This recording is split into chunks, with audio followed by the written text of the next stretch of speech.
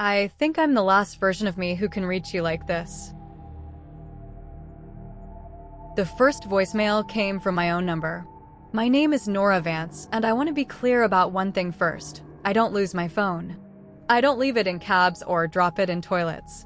I've had the same number for 11 years, and I have never once called myself by accident. So when I saw the missed call notification, Nora Vance, 2:14 a.m., my first thought wasn't confusion. It was irritation. Some kind of spoofing scam, I figured. Scammers can fake a caller ID to show your own number, hoping you'll pick up out of curiosity. I almost deleted it without a second thought. Then I noticed there was a voicemail attached. I was standing in my kitchen with a cup of coffee gone cold, and I pressed play mostly to figure out what kind of scam script I was dealing with. The voice that came through was mine. Not similar. Not a decent impression. Mine. Same pitch, same rhythm, even that small rasp I get before my first cup of coffee kicks in. Nora, the voicemail said. Don't take the Fenwick Street exit today. I know it's faster. Don't take it. 11 seconds. Then silence, then the automated voice telling me to press 7 to delete or 9 to save.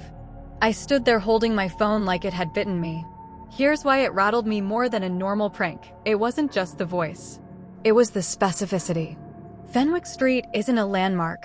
It's a 2-block shortcut I take maybe 3 times a week. The kind of tiny habit that isn't posted anywhere, isn't the sort of thing a scammer scraping social media would ever find. I told myself it was a coincidence.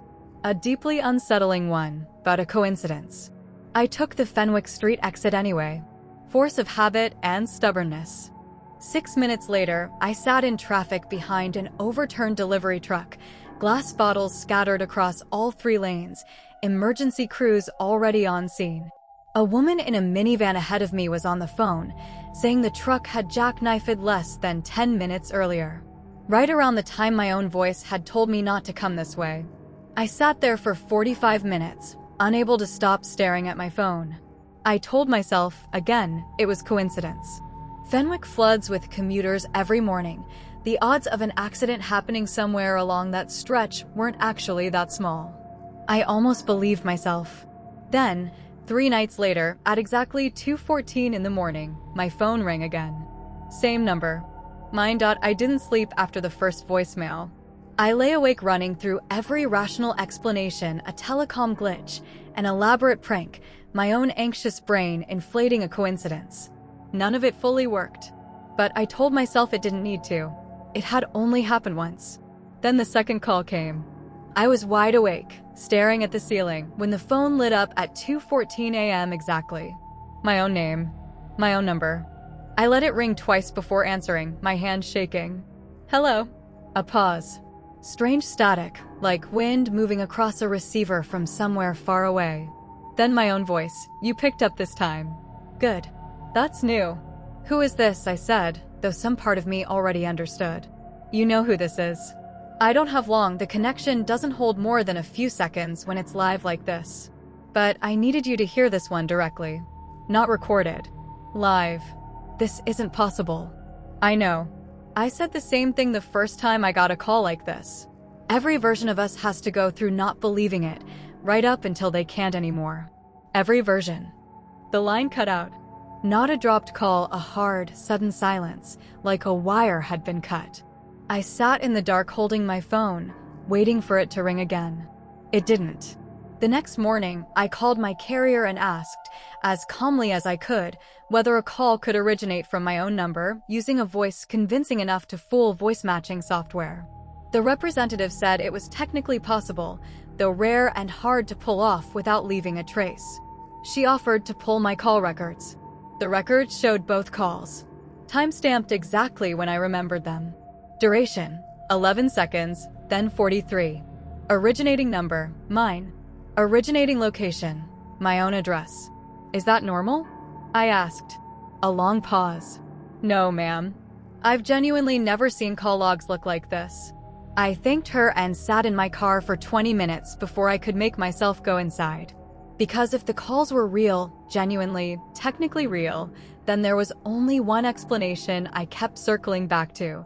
Someone, or something, calling itself me, was trying to warn me about something. And whatever it was warning me about hadn't happened yet. Over the next 3 weeks, the calls kept coming. No fixed schedule. Sometimes twice a week, sometimes nothing for 9 days. But always at 2:14 a.m., always my number, always my voice. I started keeping a notebook. Here's what I wrote down in order. Call 3. Don't answer the door for the delivery on Thursday. Let it sit on the porch. I didn't answer. The package sat for 6 hours before an agitated man in an unmarked van came back for it, claiming the wrong address, unusually insistent on getting inside to confirm. I never let him in.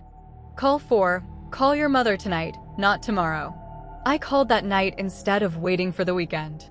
She'd had chest pains that afternoon and had been debating whether to mention it. Because I called when I did, she went to the ER instead of waiting. It turned out to be nothing serious, but the doctor said waiting even one more day could have mattered if it hadn't been. Call 6. Don't go on the second date with the man from the coffee app. I hadn't told a single person about this date. I canceled it. 3 days later, his profile vanished from the app, alongside a small local news mention of an unrelated investigation involving a man matching his description in my exact neighborhood. Every warning mattered. No exceptions. During the rare live calls that lasted more than a sentence, I started asking questions. Are you really me? I asked on call 7. I think so. Ask me something only you'd know. What did I name my childhood goldfish? Captain Bubbles III, she said instantly. Because you'd already gone through the first and second, and by the third you'd stopped pretending you'd keep them alive past a summer. I hadn't thought about that goldfish in 20 years. I'd never told a single person that name, not even my mother, who always insisted it was just Bubbles, no Captain. How is this happening? I asked. Are you from the future? I need you to explain something, because I'm starting to lose my mind. A long pause. I don't fully understand it either. I only know it started happening to me around the same point in life you're at now. I'm not that far ahead of you, Nora. Maybe a year. Maybe less. So there's a version ahead of you too? Calling you the way you're calling me. Another pause, longer this time. There was. For a while. What happened? The line went dead before she could answer. It stayed silent for 11 days, the longest gap yet. When the 12th call finally came, it wasn't about traffic or dates or deliveries. It was something much bigger. The 12th call came at 2:14 a.m., but the static sounded different, thinner, like the connection itself was straining to hold together. Nora. I could hear something in her voice I hadn't heard before. Fear. I need to tell you something important, and I need you to listen all the way through, because I don't know how much longer I can hold this. Okay, I whispered, sitting up in the dark. 6 weeks from now, on a Tuesday, you're going to get a job offer. A really good one, better title, more money, a company that's been trying to poach people from your firm for over a year. It's going to feel like the answer to everything you've been quietly frustrated about. Okay, don't take it. Why not? I did, she said. It seemed perfect. It was, for a while. But 6 months in, there was an accident.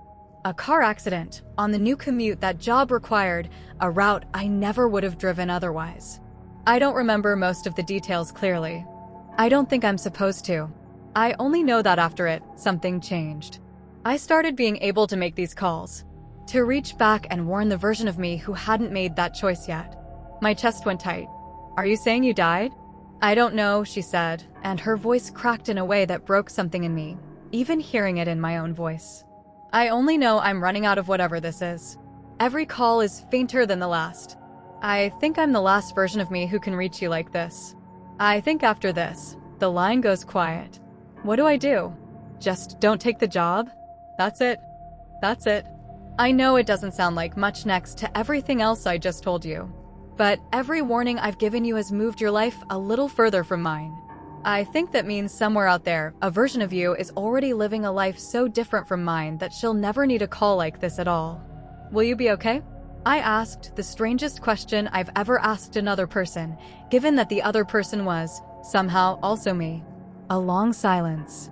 I don't think that's the right question anymore. I think it's whether you'll be okay. And Nora, I think you will.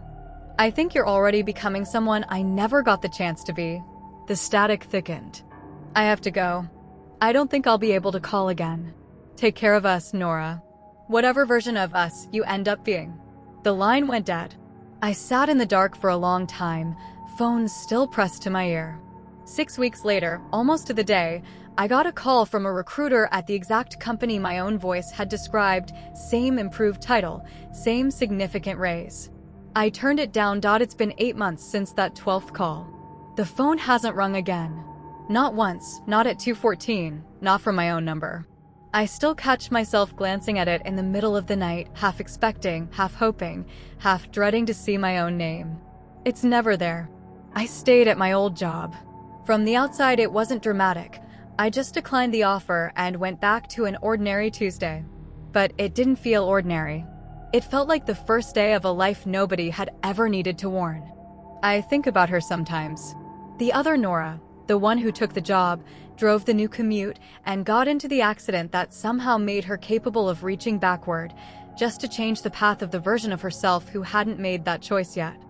I don't know if she's still out there. I don't know if turning down that job erased her, or if she's simply living her own separate life now, never knowing whether her warning worked. I hope it worked. I hope, wherever she is, she knows it did. Every night, right around 2:14, I sit for a minute or two with my phone in my hand, not expecting a call exactly, just present. Available. In case some other version of me, further down the road, ever needs to reach back. Nothing's come through yet. Maybe nothing ever will. Maybe this life is different enough now that no future Nora will ever need to make a call like that again. I like to think that's true. But I still keep my phone charged, right next to my bed, every single night. Just in case. So let me ask you the same thing I've been asking myself for 8 months. If you got a call from your own number, in your own voice, warning you about a choice you hadn't made yet, would you listen? Would you believe it? Or would you hang up, chalk it up to a glitch, and walk straight into whatever future was trying so hard to warn you away from? I'd like to know what you do. Tell me in the comments. And if your phone ever rings at 2:14 in the morning and the name on the screen is your own, answer it. You might be the only version of yourself who ever gets the chance.